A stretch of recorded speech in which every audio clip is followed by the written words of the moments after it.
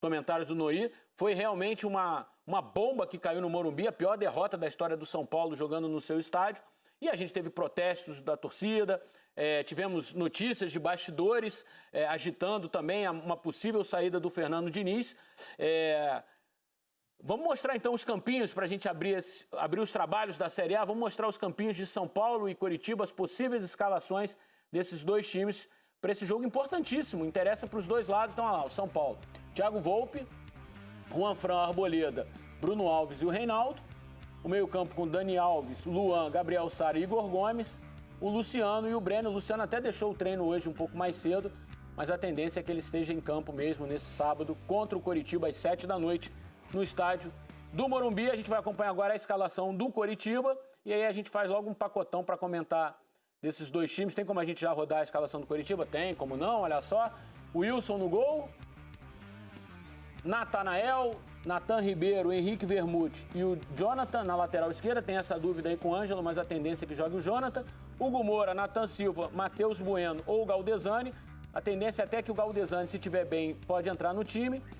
O Pablo Tomás e o Rafinha na frente, ou o Neilton, também uma tendência maior para o Rafinha jogar. Eu esqueci do Luiz Henrique. O Luiz Henrique também está confirmado no meio-campo da equipe do Paraná, do Coxa, que precisa dessa vitória para tentar ainda aí fugir ali do Z4. Amigos, é um jogo, assim, de TNT pura, né? Digamos assim, para o Fernando Diniz, que está muito pressionado.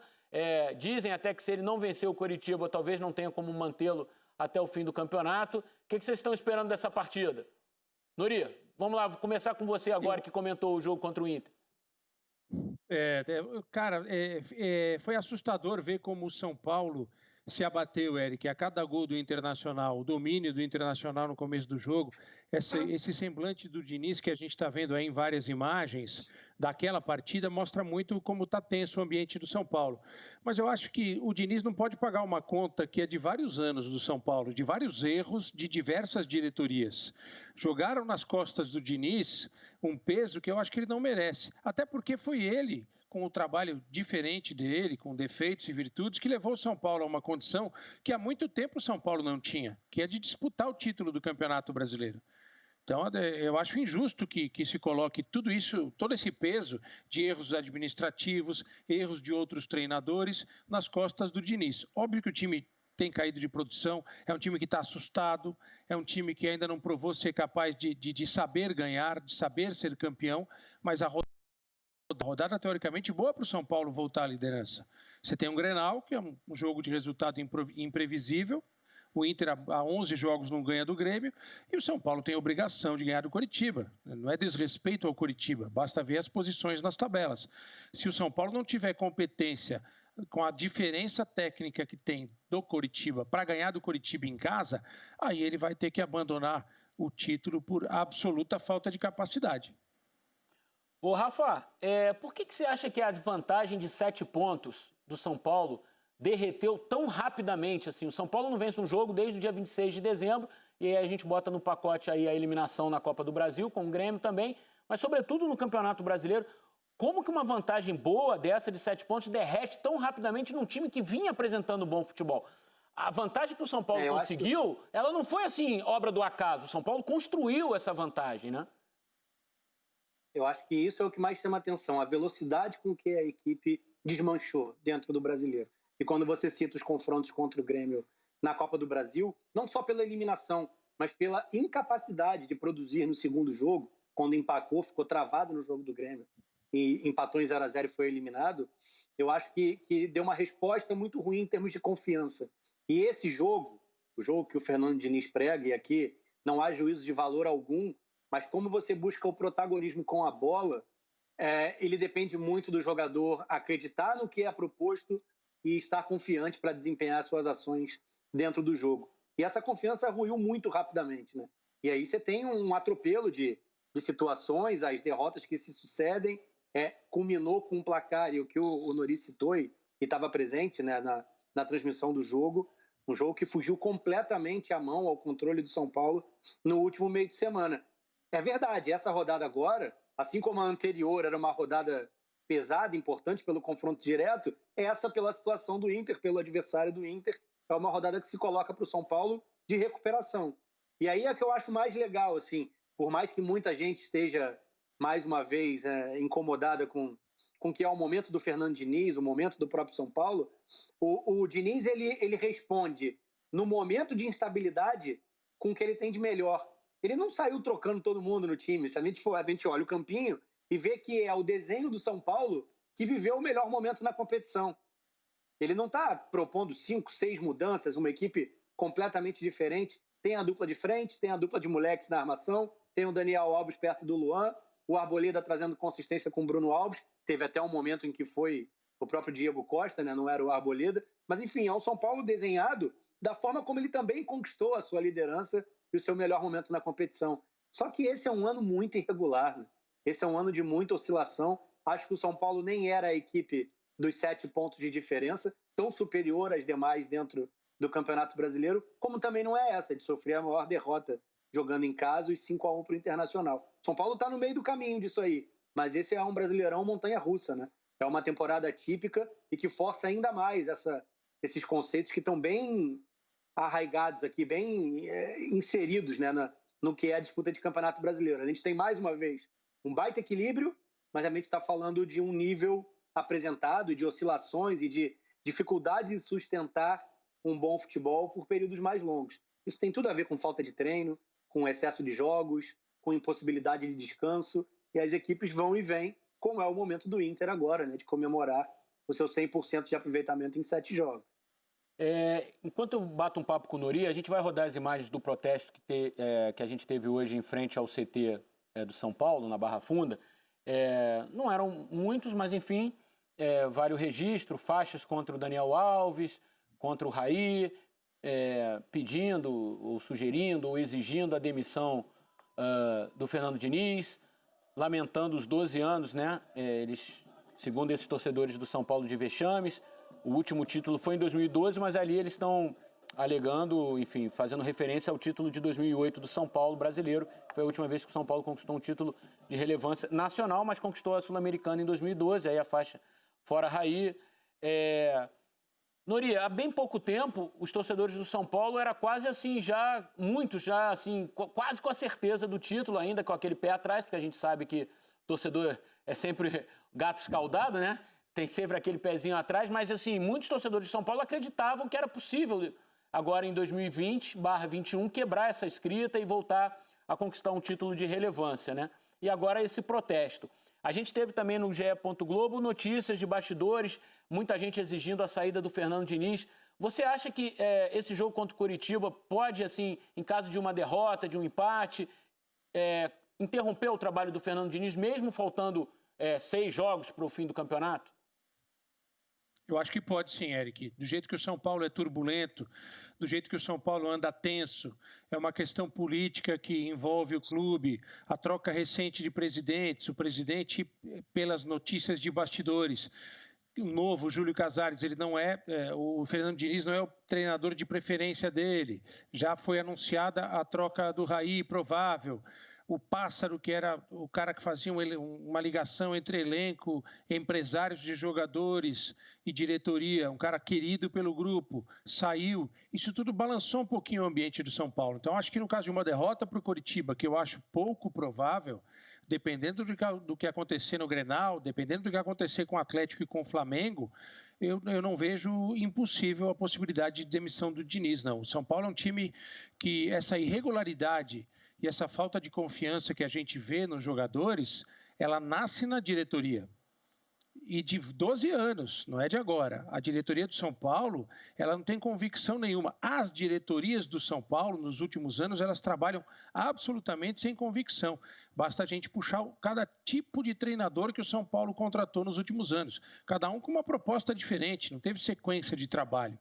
E, repito, eu acho injusto, embora eu veja muitos problemas na gestão do jogo por parte do Diniz. Quando o jogo do São Paulo não encaixa com o do adversário, o São Paulo não sabe sair dessa armadilha. O São Paulo, quando é bem marcado na saída de bola, ele tem muitos problemas e não tem uma alternativa para essa saída de bola. Da maneira que eu vejo o futebol, acho que todo time de futebol tem que ter uma alternativa para quando o seu plano principal de jogo não funciona. Isso não é trair uma ideia, isso é ter mais repertório. E fechando a tua pergunta, meu amigo Eric, eu acho que se o São Paulo perder para o Coritiba, eu acho que é bastante provável que a coisa estoure injustamente no Diniz. Falando do Coritiba, Rafa, vem até de duas boas, dois bons resultados, a gente pode dizer assim. Ganhou do Vasco em São Januário e teve a vitória assim por pouco nas mãos, né, contra o Fluminense. Fez 2-0, o Fluminense empatou, chegou a fazer 3-2, aí depois o Fluminense empatou de novo, quer dizer, fez 4 em 6 pontos, para quem estava numa situação muito... Ainda é muito ruim a situação, mas será que existe a possibilidade do torcedor coxa branca ainda sonhar com essa permanência? Dá para acreditar ainda com esse novo trabalho, embora o Gustavo Morínigo não vai estar no banco, né, porque ele está com Covid, né? Mas dá para acreditar nesse novo trabalho? Eu acho curioso isso, Eric, porque é como se o Coritiba tivesse minimamente ligado uma sobrevida na competição no momento em que passou a projetar 2021, né? A chegada do Morínigo, por mais que, como você disse, ele seja ausência pela Covid-19, mas alguma reestruturação, alguma ideia de projetar a temporada seguinte, já pensando em Série B pela questão do rebaixamento iminente, né? E foi nessa troca, essa última troca de comando, que eu acho que objetivava muito pouco o Campeonato Brasileiro, o Coritiba reacende, uma expectativa, uma esperança do seu torcedor. Eu acho bem improvável, o confronto é muito pesado, né? É uma equipe que tem as suas lacunas, tem as suas dificuldades na competição, mas que deu uma resposta, né, mínima no que foi a vitória fora, com um jogador a mais contra o Vasco, e na possibilidade que teve de sair com mais 3 pontos, e acabou deixando a vitória escapar já no segundo tempo no jogo contra o Fluminense. É pouco, mas eu acho que pelo menos indica a possibilidade de estruturar um 2021, mesmo na Série B, né, com um treinador já conhecendo o ambiente, com ideias fugindo do padrão aqui, remontando um grupo de jogadores, obviamente, gastando menos. Apostando muito na base, né, Rafa? Na Série B em 2021. Exatamente. Isso é o que geralmente ocorre. Você começa a abrir mão de jogadores mais caros na reta final e acelera o seu planejamento para a temporada seguinte. A gente está falando de 3, 4 dias, né? Os estaduais começam ainda dentro de fevereiro. O Campeonato Brasileiro vai ter acabado 3 dias antes. Então não tem tempo. E por não ter tempo, o engraçado é que o Coritiba, bem ou mal, reacende essa esperança, mesmo que pequena, no momento em que parece projetar a próxima temporada e não mais uma permanência. Ô, Nori, você sabe que eu tomei um puxão de orelha aqui, porque, na verdade, eu tinha um outro assunto para abordar com você, mas acabei entrando no Coritiba, então a gente volta a falar um pouquinho de um assunto que eu acho que também está na ordem do dia, que é a questão do Daniel Alves, né? A gente viu ali protestos dos torcedores contra o Daniel Alves, ele é, sem dúvida nenhuma, o grande símbolo desse time, pelo nome, pela história, e a gente vai vendo os números dele, 24 jogos, todos eles como titular nesse Brasileirão, só fez 1 gol, e deu 2 assistências no Brasileiro. O Daniel Alves, Nori, e Rafa, se quiser comentar também, ele está devendo? Ele está devendo em termos de... Assim, eu não vou falar se ele deu entrevista ou se não deu entrevista, ele acabou falando ontem, né? Ele não tinha falado depois do jogo, foi muito cobrado por isso e tal. Eu acho que aí vai de cada um, se ele é um capitão que não quer falar naquela hora, não fale. Eu costumo ser muito tranquilo nesses aspectos, assim. Agora, em campo, ele está devendo? Está devendo sim, Eric, está devendo. E até tem um texto que foi muito bem escrito pelo nosso companheiro do Globoesporte.com, Marcelo Prado, sobre o Daniel Alves, que eu acho que reflete muito bem. Em linhas gerais, ele escreve o seguinte, e eu penso da mesma maneira. O São Paulo contratou um jogador que o Daniel Alves não é. Há alguns anos o São Paulo tem tentado dar uma cartada como o Corinthians deu com o Ronaldo Fenômeno, por exemplo. Tentou com o Adriano, tentou com a volta do Kaká. Luiz Fabiano. Tentou agora com Luiz Fabiano, fez festa, tudo mais, e tentou com o Dani Alves. A questão do Dani Alves, que é um excelente jogador, é o seguinte, todos nós gostamos de cinema, né? O Dani Alves não é aquele cara que você vê o cartaz do filme que vai estrear, que aparece o nome dele grandão, ator principal, né? O cara não vai ver o filme por causa do Dani Alves. Mas ali nas letras pequenas, o Dani Alves é muito importante. Ele tem um papel legal no enredo do filme. Ele é um cara que contribui para que aquele filme seja um sucesso. Então, ele sempre foi assim na carreira dele. Excelente jogador, um grande jogador, mas ele nunca foi o grande protagonista. E o São Paulo contratou o Dani Alves querendo um protagonista. O Dani Alves jogou no Barcelona, no qual ele não era o protagonista. Depois, na Juventus, foi campeão.